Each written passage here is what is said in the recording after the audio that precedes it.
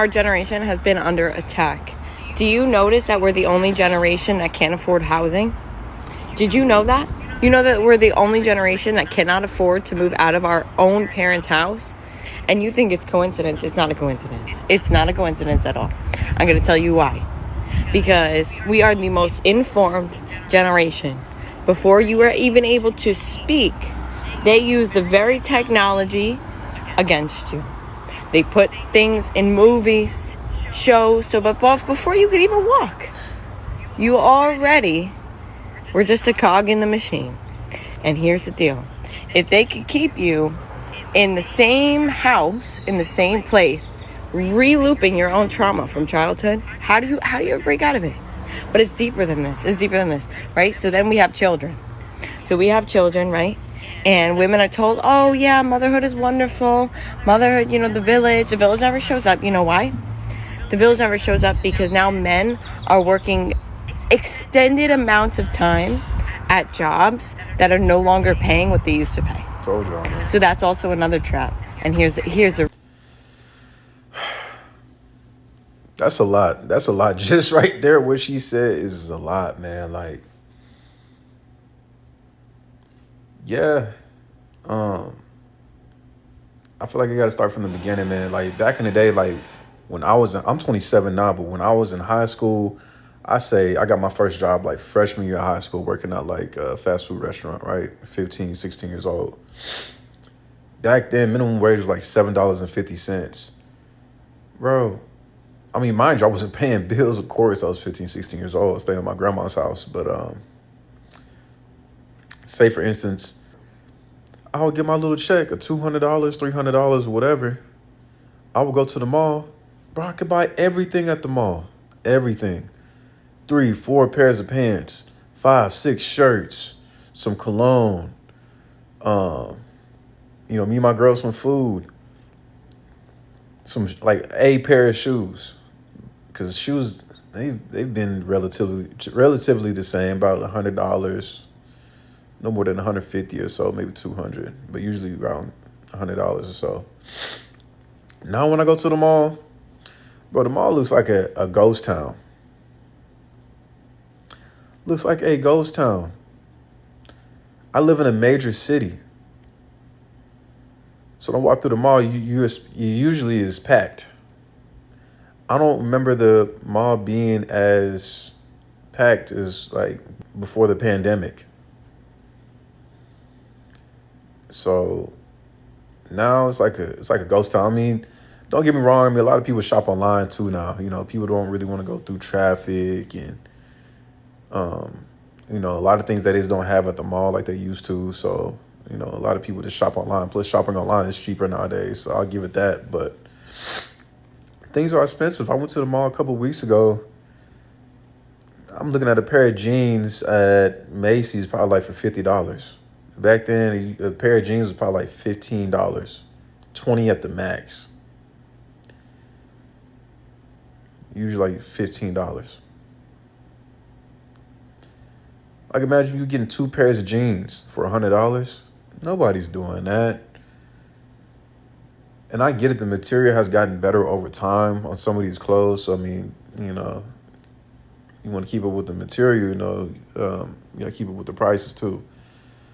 But nobody's paying $50 for jeans, dog. I'm not doing it. I can just go online, go to Ross, Burlington's, even Walmart. Give me a pair of jeans for $10. Like, I'm not spending that much on some clothes. Not. $45 for a t-shirt that I can make myself online. That'll have my brand name, my logo, whatever I want it to be. I can just make it online or get some pack of t-shirts from Amazon. So, the economy has changed drastically, and I see, like, okay, that's cool, but, like, you guys got to change the wages too. Like I said, back then, when I was 15, 16 years old, I was still going to school, right? So I couldn't work full time. I was working part time, getting money. 40 hours? Oh, man. And anything over that, I'd be set. I would be set. But now, you have to work 60 hours. You have to get time and a half. You have to. If you're working just one job, 40 hours a week, you're not really going to make it, man. Unless you're getting maybe 45 an hour. Okay, yeah, you can make a smooth living. But that little 15, 17, $18 an hour, something I used to dream of back in the day. As a kid, I was like, bro, if I can just get paid $18 or $20 an hour, I'll be good. Soon as I get it, the economy goes up. I'm like, oh, there's no way. I remember back when I had my first apartment, like 2017. Me and my high school buddy at the time decided to be roommates.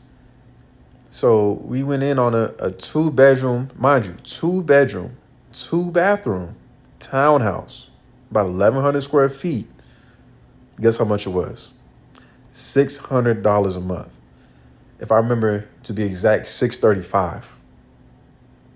You had the upstairs. You had the bathroom downstairs. You had the 2 bedrooms upstairs. You had the large living room, granite countertops, decent looking stove and everything like that. For about $600 a month.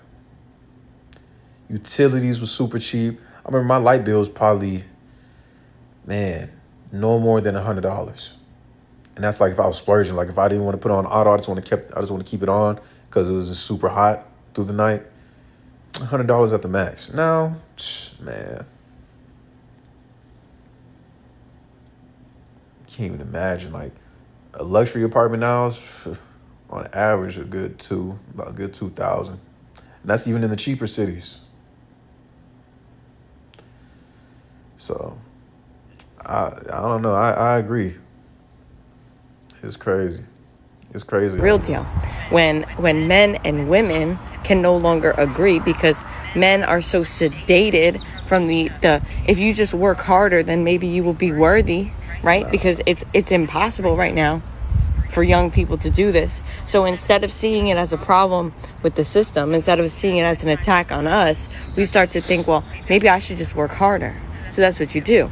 You start to equate your own self-worth with your output, and it's never going to add up because it's not meant to. And then when men are stretched thin, still can't afford to live, you know what they do? Those men go on the internet, and you know what that does?